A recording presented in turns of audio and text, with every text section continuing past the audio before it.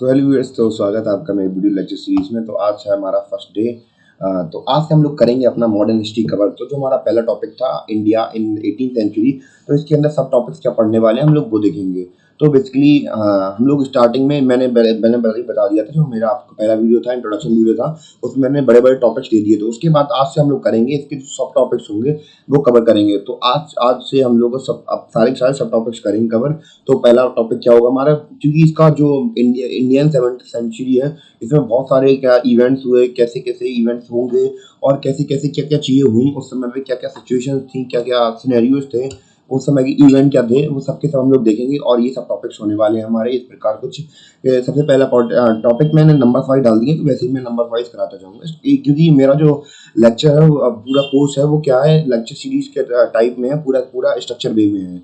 तो पहला जो हमारा टॉपिक होगा वो क्या होगा, डिक्लाइन ऑफ मुगल्स, कि मुगल्स कैसे कैसे डिक्लाइन हुए। दूसरा होगा औरंगजेब रिस्पॉन्सिबिलिटीज। तीसरा क्या होगा, वीक सक्सेसर ऑफ औरंगजेब। फिर क्या होगा 1.3 हमारा होगा D generation of Mughal nobility. फिर उसके बाद हम लोग देखेंगे कोर्ट फैक्शंस, क्या क्या कैसे कैसे वहाँ पे सिचुएशन चल रही थी। या फिर देखेंगे 1.5 टॉपिक नंबर हमारा हुआ डिफेक्टिव लॉ ऑफ सक्सेशन। फिर देखेंगे 1.6 राइज ऑफ मराठास, कैसे कैसे मराठास हो रहे थे। फिर देखेंगे 1.7 मिलिट्री वीकनेस, कैसे कैसे मिलिट्री वीकनेस हो रही थी।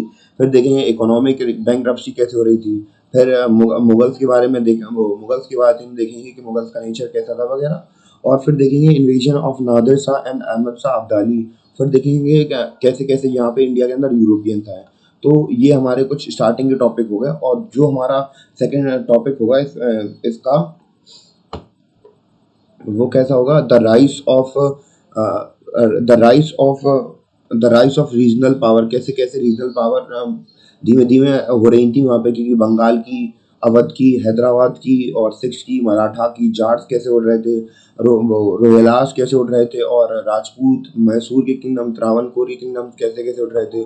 उसके बाद हम लोग इसी इसी जो हमारा पहला टॉपिक था उसके अंदर ही सब टॉपिक्स, तीसरा सब टॉपिक होगा एडवेंट ऑफ यूरोपियंस। कैसे कैसे यूरोपियंस इंडिया के अंदर आ रहे थे, जैसे क्या पुर्तगालीज, डच, डेन्स, ब्रिटिश, फ्रेंच कैसे कैसे इंडिया के अंदर आए, तो उनका क्या क्या सिनारियो रहा। और उसके बाद देखेंगे एंग्लो फ्रेंच स्ट्रगल्स, तो कैसे कैसे यहाँ पे फ्रेंच और ब्रिटिश लड़ रहे थे इंडिया के अंदर। तो उसमें हम लोग फर्स्ट कार्नेटिक वॉर देखेंगे, फिर सेकंड कार्नेटिक वॉर देखेंगे, फिर थर्ड कार्नेटिक वॉर देखेंगे।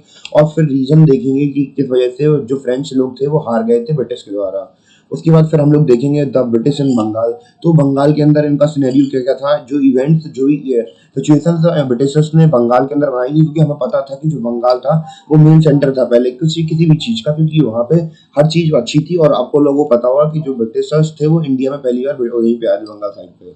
तो यहाँ पे कैसे कैसे क्या क्या इंडियन इंसिडेंट हुए, तो उसमें हम लोग सबसे पहले पढ़ेंगे ब्लैक होल इंसिडेंट के बारे में। तो आपको पता होगा कि अंग्रेज लोगों को बंद करके डाल दिया गया था एक काल कोठरी के अंदर, उनके सिराजुद्दौला के द्वारा। तो पता होगा आप लोगों को। तो और कैसे प्लासी का युद्ध हुआ, कैसे बक्सर का युद्ध हुआ, अवध का सेटलमेंट कैसे हुआ, और अहमद शाह अब्दाली के साथ क्या क्या सेटलमेंट्स हुए, वो सब देखेंगे। और हम लोग क्या क्या देखेंगे, हमारा जो अगला टॉपिक होगा वो होगा administrative measure taken by the British from 1773 to 1853। तो क्या क्या एडमिनिस्ट्रेटिव उन्होंने चार्टर, जैसे ये अगर कहा जाए तो पॉलिटी से भी हम इसको इंटरलेट कर सकते हैं कि क्या क्या चार्टर्स वगैरह लाए थे जो अंग्रेज थे इंडिया में रेगुलेटिंग एक्ट करने के बाद। क्योंकि हमें पता था कि जब सिराजुद्दौला हार गया था उसके बाद जो इंडियन एडमिनिस्ट्रेशन थी उसके अंग्रेजों के हाथ में आ गई थी। उसके बाद क्या क्या उन्होंने एक्ट पास किए वो सब देखेंगे, जैसे कि क्या रेगुलेटिंग एक्ट ऑफ 1773। फिर देखेंगे द जुडिशरी एक्ट ऑफ 1781, फिर पिट्स इंडिया एक्ट, फिर चार्टर एक्ट, फिर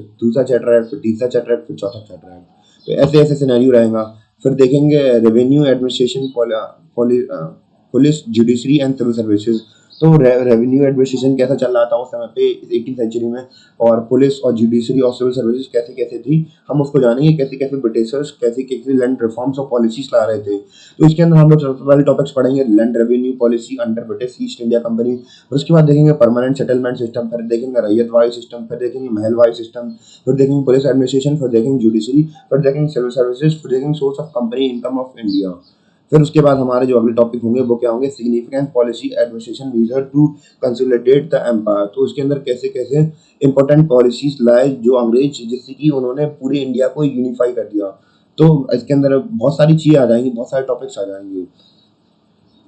जैसे कि British policy toward Indian states, कैसे कैसे ब्रिटिश पॉलिसीज बना रहे थे जो इंडिया के अलग अलग स्टेट थे वो देखेंगे। सब्सिडी अलायंसेज, जो कि हमें पता था इंडिया को यूनिफाई करने के लिए बहुत सारे इंडिया के कई सारे स्टेट को कब्जे में करने के लिए बहुत सारी ऐसी ऐसी पॉलिसीज ला रहे थे, जैसे कि डॉक्ट्रिन ऑफ लैब्स के बारे में पता हुआ आपको, रानी लक्ष्मीबाई का केस होगा याद आपको। तो ऐसी ऐसी जो पॉलिसीज ला रहे थे, बर्मा से रिलेटेड, नेपाल से रिलेटेड, अफगानिस्तान से रिलेटेड, एंग्लो मैसूर वॉर के बारे में पढ़ेंगे, एंग्लो मराठा वॉर के बारे में पढ़ेंगे, एनेक्सेशन ऑफ सिंध के बारे में पढ़ेंगे, एंग्लो सिख वॉर पढ़ेंगे। और ऐसे ऐसे हमारे कुछ सिनेरियोस रहेंगे और हम लोग देखते हैं कि और क्या क्या होगा। Economic impact of colonial policies in India, कि कॉलोनियल रूल में कैसी कैसी इकोनॉमिक पॉलिसीज बनी, तो उसके बारे में देखेंगे। Distinct stages of colonial in India and there impact on Indian economy, और कैसे कैसे the impact of political currents in British administration over the policies in India. फिर देखेंगे पोस्टल सर्विसेज, फिर देखेंगे टेलीग्राफ, फिर देखेंगे development of press in India, फिर देखेंगे रेलवे, फिर देखेंगे कैनल। फिर हमारा सिनेरियो यहाँ पे खत्म हो जाएगा। फिर हम लोग देखेंगे लास्ट का हमारा जो टॉपिक होंगे वो होंगे critical analysis of British policies, और उसके अंदर हम लोग पढ़ेंगे extent of changing in life in the Indian villages, फिर देखेंगे impact on handicraft industry in India, फिर देखेंगे फाइनेंस के बारे में, फिर देखेंगे एजुकेशन के बारे में। तो बस यही तक हमारा पहला यूनिट था इंडिया इन 18th सेंचुरी, वो यहीं यहीं खत्म हो जाएगा। और मेरा जो अगला वीडियो होगा वो अब हम लोग बनाएंगे डिक्लाइन ऑफ मुगल्स के ऊपर। तो मेरा कोशिश यही रहेगी कि इसके जो सब टॉपिक्स थे 10, वो सारे के सारे कवर करा दूं। वो मैं आपको सीधे दिखा दे रहा अभी, ये वाले सारे के सारे टॉपिक्स जो अगला वीडियो होगा उसमें ये सारे के सारे टॉपिक्स कंप्लीट हो जाएंगे, और इस प्रकार हमारा एक यूनिट कंप्लीट हो जाएगा अपना मॉडर्न हिस्ट्री का। तो तब तक के लिए बने रहें और देखते रहें मेरे लेक्चर सीरीज। तो और बाकी की जो अपडेट्स हैं मैं अपने चैनल पर डालता रहूँगा, जिसे इंटरेस्टेड हो आगे देख लीजिए। तब तक के लिए थैंक यू।